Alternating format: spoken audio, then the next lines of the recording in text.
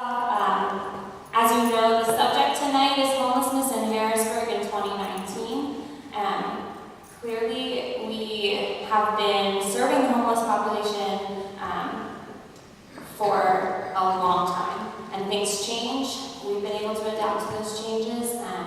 So specifically, we are interested tonight in talking to these key staff members of Bethesda about what is going on, what do they see in Harrisburg among people who are receiving care for experiencing homelessness and related issues. So that's our focus tonight, and I'm just going to have each of our panelists take just 1 minute to introduce themselves, tell me your name, your position, how long you've been here, and then go ahead and pass it off to the next person.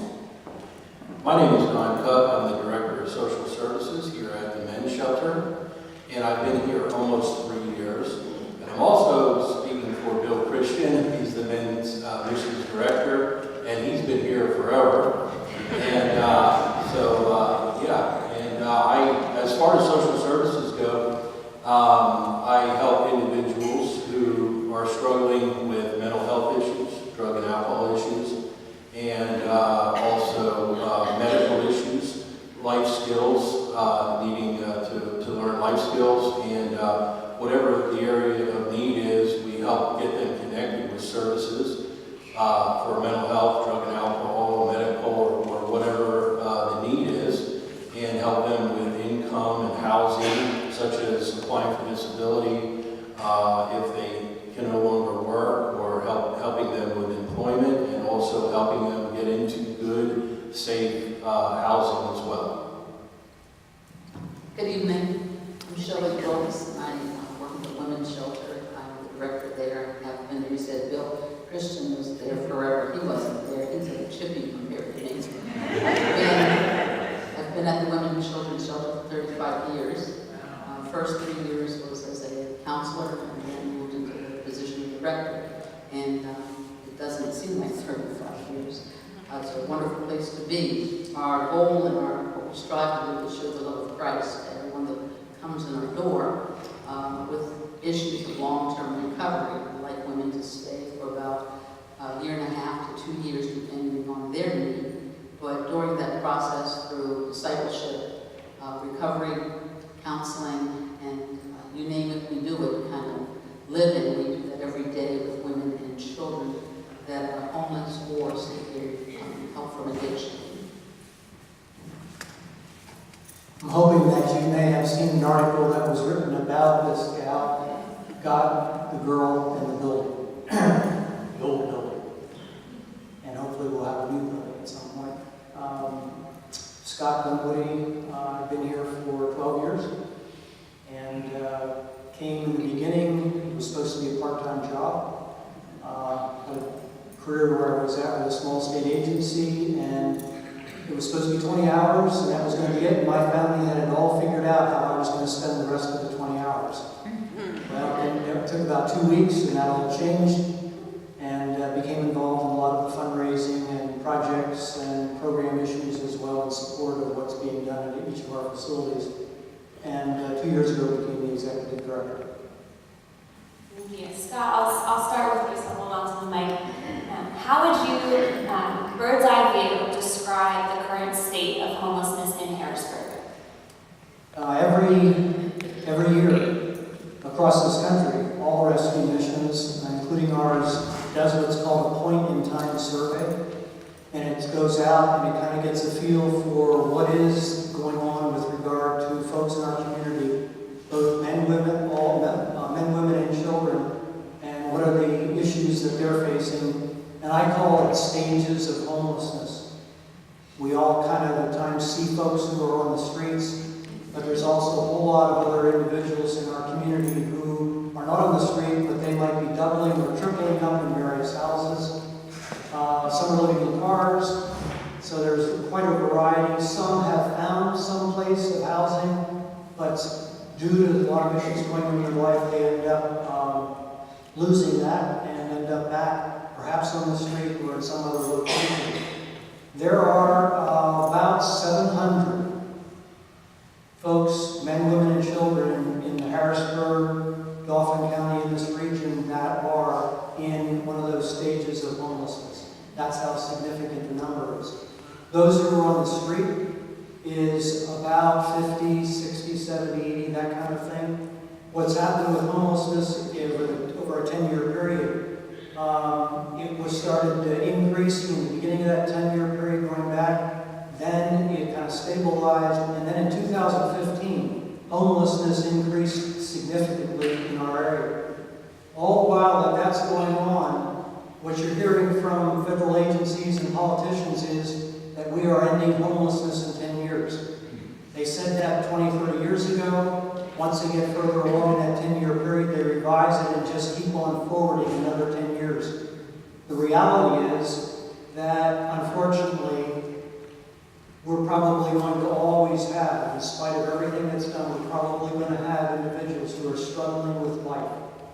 And that's where there are 30-some agencies in our area here who work on the issues of homelessness, dealing with housing, dealing with health issues, dealing with all manner of things, of the challenges that they face.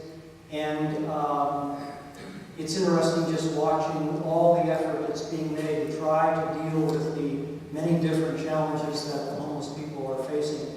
There are, I'll say, 3/4 of the homeless individuals are men. And then you have women, and you also have, and there's a growing number of children who are, in fact, also not connected to what you might call a family situation. And that huge challenge is occurring with that, and there are efforts in our area here to provide some additional staff people at various agencies to try to help work with the youth as well. So we have a great challenge, but we're doing everything we can, and we'll talk more about what specifically Bethesda is doing. I'd like to add about the children. About 43% of those children their parents are homeless. 43% are the children. The new population of homeless are young people between the ages of 18 and 24, and that number is increasing.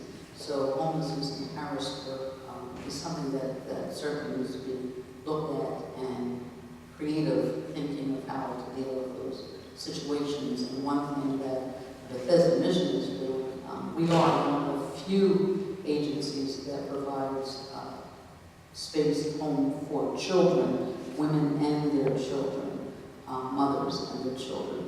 And also we're looking into, down the road, providing shelter for that 18 to 24 population. We're running into many that haven't gotten in trouble with drugs or with the law, but they're sort of looking for guidance and some direction in life. And that's sort of really become dear to our hearts, is how can we prevent, as you heard Serena on the films, the Youth Community Center is trying to prevent people from coming to our shelters. And that's certainly a strong force that we're trying to continue, but we do have to pay attention that the number of 18 to 24 is rising. And Shelley, why don't you, I just want to hang on to that, if you don't mind, Dawn. This is kind of a good segue into how have the issues related to homelessness and the demographics of those being served changed over those 35 years that you've been working at Bethesda, and how have those trends changed your approach to dealing with those who are homeless? When I first came, the length of stay was 3 days. What can you do in 3 days? I came 9 months after the women's shelter opened, and we thought we were doing great, even with the 3 days, considering there was nothing, and now there was a women's shelter. And if you joined the Christian discipleship program, you were allowed to stay 6 months. And every night we had chapel, as they probably still do here at the men's shelter. And children made up the larger number of residents. Back then there were 40 people that could stay in that building. No, there was not room for 40 people. We jammed 40 people into the building. We didn't have closets, we didn't have doors on the bathroom. And over the years we got better, so praise God. But it was amazing. The first 3 months that I was there, the executive director came and said, "So how do you like working here?" And I said, either the chapels go or I go. It didn't make sense that children had to get saved every night, and people were staying up to get the cookies that the churches were bringing in. And I said, these mothers need to be reading to their children. They need to be giving their children baths. They need to provide some mothering to their children. And it's okay if we go to church on Sunday and we can only really get saved once and we'll be okay. And so it's really changed from that position to a home of trying to find a place where mothers could exhale from the crisis that brought them to the mission. And at that time we had like 23, 27 children from infant to teenagers, and the house was full and noisy, and things got torn up a lot. And over time, though, what happened is crack cocaine came into being. And all of a sudden, mothers didn't have their children with them anymore. And children were disappearing from our population. And we had to turn and change the trend to find ways to reunite mothers with their children. And that's what we do a lot of, helping mothers even today try to get the basics of what they need to reestablish and reconcile themselves with God and others, but then spend time trying to help their children. So the trend of drugs, what made us even go to the drugs, was the behavior that we were witnessing, and the violence that started coming into the shelter. We had to put a stop to it. And so we said, the drugs are the issue, so let's start drug testing.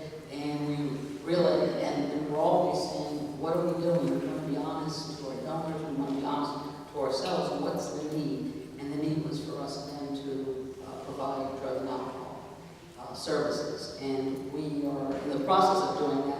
And the trend that we see, the drugs are there, they don't seem to be going away.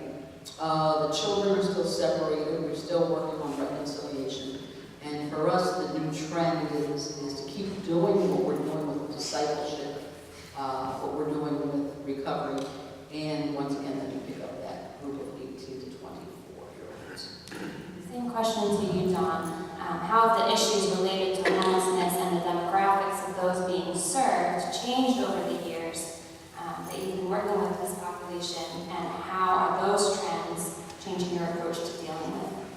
What we're really working on now is what we call life recovery. Excuse me. And life recovery is, many times people think of recovery as just for drugs and alcohol. But we're talking about life recovery. That's any aspect of life. That could be mental health, drug and alcohol, life skills, medical, whatever that need is. That could be relationship issues. And as Shelley said, when we do an assessment now, so each person that comes in, we do an assessment with them so we can get to know what their needs are, what their issues are, and we can identify those issues. And a lot of them, and I'm talking to Bill, who's been here a lot longer than I have, said the majority before was middle-aged and over men, and now we have a lot of young men here. And a lot of them, when you do an assessment with them, we're introduced to, a lot of them, some of them do come from really good, healthy homes, but a lot of them said they were introduced to drugs and alcohol by their parents or other family members. And as well as dysfunctional homes, abuse, and that kind of thing. And so, overall, in general, a lot of folks that come have mental health issues, drug and alcohol issues, severe medical issues. And so we're focused on life recovery, identifying those issues, and then helping them get connected, whether that's with our long-term drug and alcohol program here, or getting them connected with services outside of here. Such as a mental health provider, getting them a mental health case manager with the Dauphin County Case Management Unit, getting them connected with drug and alcohol services, mental health services, or dual counseling for mental health and drug and alcohol, as well as getting them connected with our medical clinic here, and then they can have a primary care physician and a doctor to take care of their medical needs after they leave, and then carry these services while they're transitioning out of here and into their own housing. But I look at it this way, and this is how I do it. I make it simple for myself. Mental health, drug and alcohol, and medical issues, these three in the middle, have to get taken care of before income and then housing. Because if we're just looking at trying to get them into, help them get a job or help them get their disability, and then help them get into housing, we're not doing them any favors. We're going to see them back here pretty quick, or hopefully not worse. And so we need to address those issues that led to their homelessness. And that's what we're really focusing on now, is life recovery in those areas. Helping them address those issues, helping them get healthy in those areas, in all areas of life, so that they can live healthy out there. And we can work on the income, and we can work on the housing while they're doing that, but we need to work on those issues. And first and foremost is a transformative relationship with Jesus Christ. That covers all the areas. That is every aspect of life, and individuals coming into that relationship with Jesus Christ is first and foremost here at this ministry.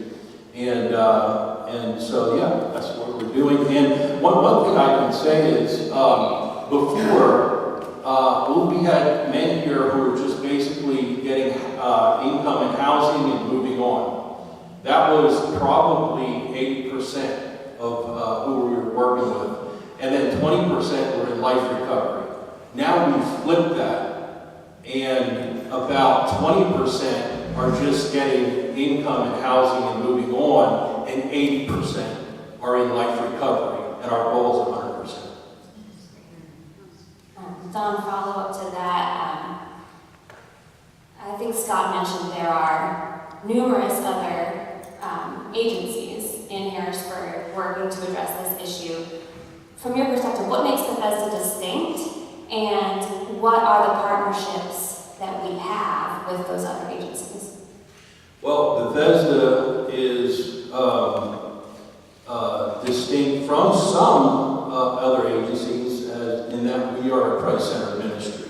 Now, there are other Christ-centered ministries there, but we are a Christ-centered ministry, and we have homeless folks here, and we are working on that life recovery. We are focusing on those issues so that they have healing and get wholeness in each and every area of life.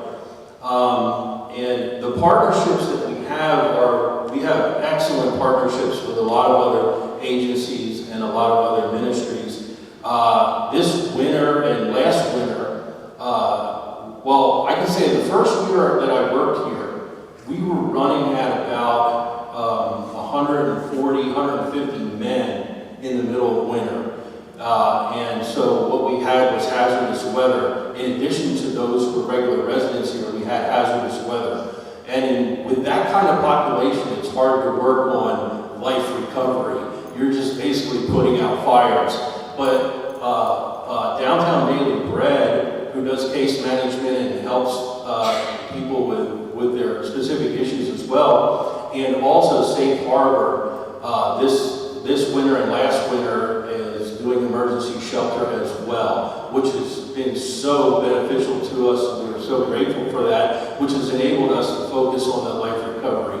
And we also partner with the case management unit, as I said, Dauphin County Case Management Unit, and different drug and alcohol agencies, such as the Naming Center and TW Bethesda, who can, they do dual counseling, mental health, and drug and alcohol. And there's so many of them that we partner with. And also, very, very important, when we get these men here and introduce them to Christ, and they come to know Jesus and begin following Him, or recommit their lives to Christ and begin following Him. One is called M28 Ministries, where they can connect with them while they're here, so that they are connected with them while they're out there, so they continue to follow the Lord long after and for the rest of their lives after they leave here. Shall I say to you, and then Scott as well, what do you see Bethesda's distinction among all the other agencies as, and what do the partnerships look like? The distinction, and I said this to one of our women yesterday at the mission, The other social services do a very, very good job at what they do. The thing about Bethesda Mission is that the staff is there because all we know is that Jesus Christ is our all in all. And I think anyone that works at Bethesda could be working somewhere else. But we're here because Jesus Christ is here. And we're here because we know that the name of Jesus will lift it up and we're all coming to him. So we're here because of that. We too work with many, many other, the same agencies as Don shared. In fact, our programs are very similar. We've been doing it a lot longer with less numbers, but similar in terms of life recovery for people. But what makes, I think, Bethesda different is that Bethesda is really the light of Harrisburg. And I'm waiting for the politicians to recognize that. But we've been here for 105 years. And Bethesda Mission can speak into any entity in the city where there are entities that can't speak to each other. But some way, the youth center got into the Harrisburg School District. We have donors from the state offices and partnerships with them. So we cross boundaries with other people, and I think that's something neat about Bethesda that people don't talk about or really realize.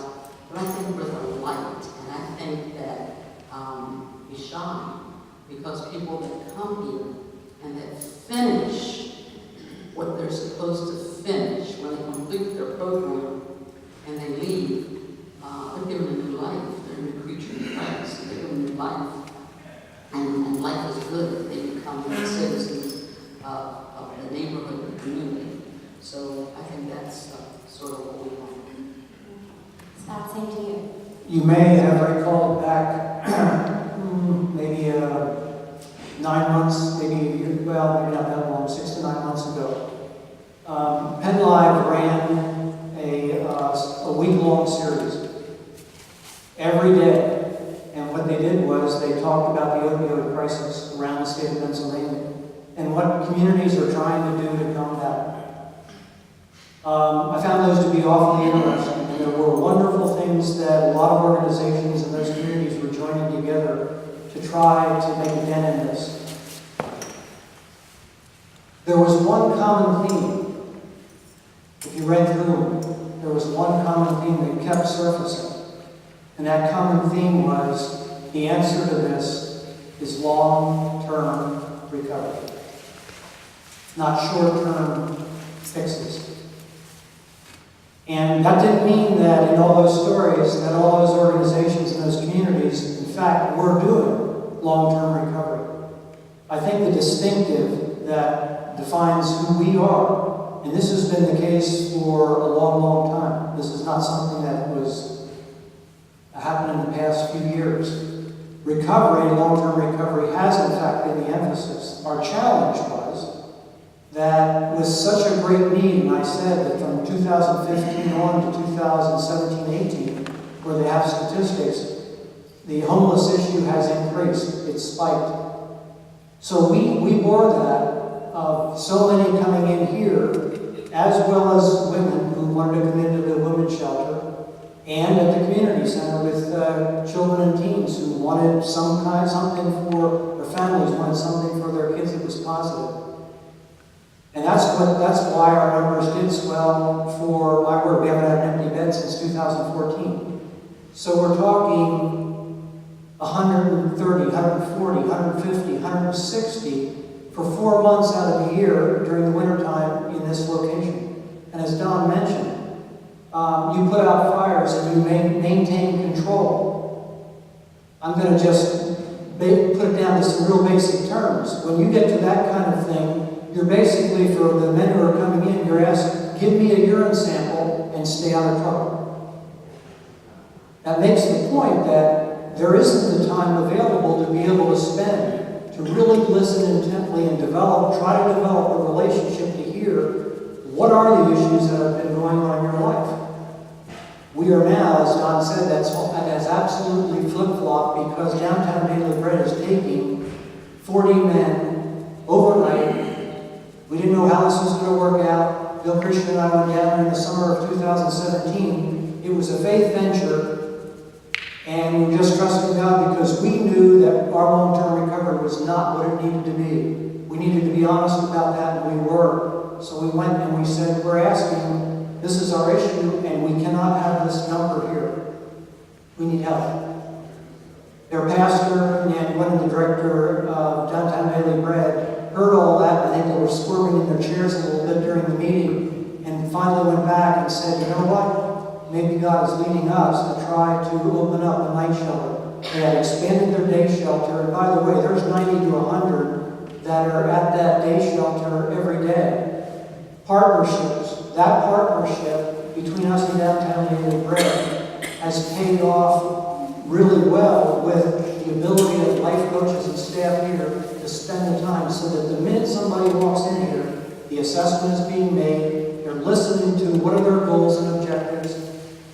And let's be honest about it. For every guy that walks in here and decides, I think I want something that's longer term, there are quite a few who are walking down those 14 or 15 steps depending on where you enter those steps. By the way, guys who graduate from here, I just find it fascinating because they'll say, I want to tell you, I know exactly the number of steps. No one else maybe know it, and if you're coming in here for the first time, or even a few times, I'll bet you didn't count the steps on the way up rather than saying, it's raining out, and I think I'd like to get out of the rain. They know exactly the number of steps. So now we have the ability to be able to spend time with them listening. Downtown Daily Bread and us, we're all about trying to do the same thing. So partnerships, what's happened is a lot of different doors have been opening up. The story is getting told in this community of a true collaboration. Not collaboration on a piece of paper with a lot of bureaucratic numbers. This is boots on the ground, real collaboration. And why have we, in fact, we've had people say to us, why in the world do you guys keep plugging Downtown Daily Bread? Aren't you guys kind of in competition for donors? The answer is no, we're not. Everything that Downtown Daily Bread accomplishes in meeting the needs of those folks who are more chronic homeless, when they're meeting their needs, they're helping us to achieve long-term recovery. And that joint story is being spread in this community, and it is having an impact.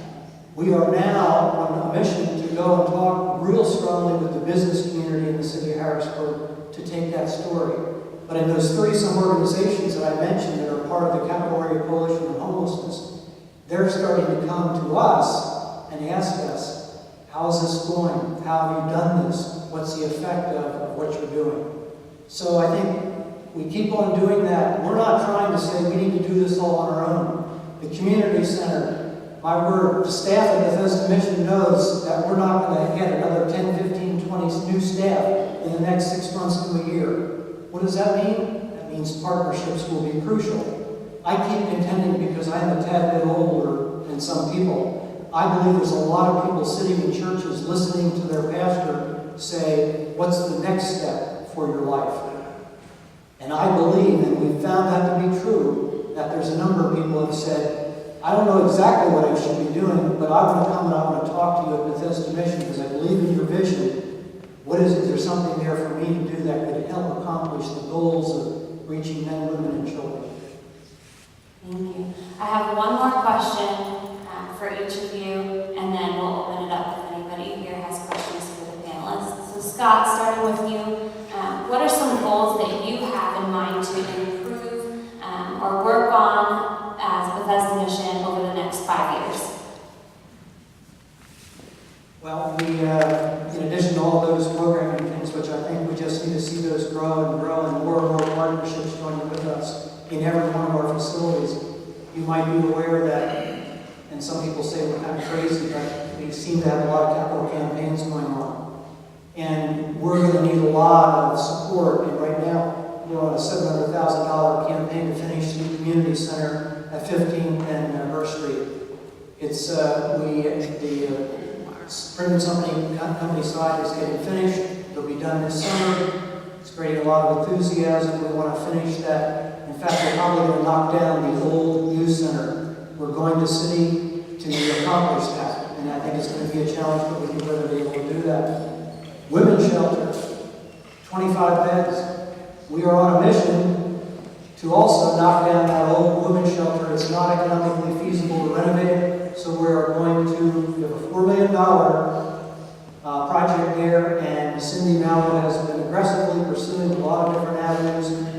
We believe we are going to be able to accomplish that in the next few years as well. You're probably also aware here at the men's shelter, we got a beautiful double-wide trailer donated to us. We cleaned that up, put it in there. It's cost us a considerable amount of money to renovate it, but it's our next long-term solution. That's a short-term solution for the next 3 to 5 years. By the way, it's meant that all the men in the house, plus the folks coming in off the street, can be served in one sitting rather than 3. You want to talk the effect on cooks and volunteers, guests here who are working in all of that. And the last thing I'll say on the agenda, there is a big hole across Riley Street. And it's called, and the hole is increasing in size. It's called the Federal Courthouse. And we are trying to think through what possibly could this mean for the parking lot that you probably parked at. What could this mean for us in having courthouse employees who are going to want, we want to talk about real estate, location, location, location. We got the location. So we're trying to think through what could we do there to improve the parking lot and have folks coming and parking. From a revenue standpoint, it could be very, very significant. I think Scott said it all, didn't he? You heard that in the middle about a new building. The next 5 years, we are planning, we've been planning, and we'll continue planning. When that new building comes, our numbers will go from 25 to about 51 women and their children.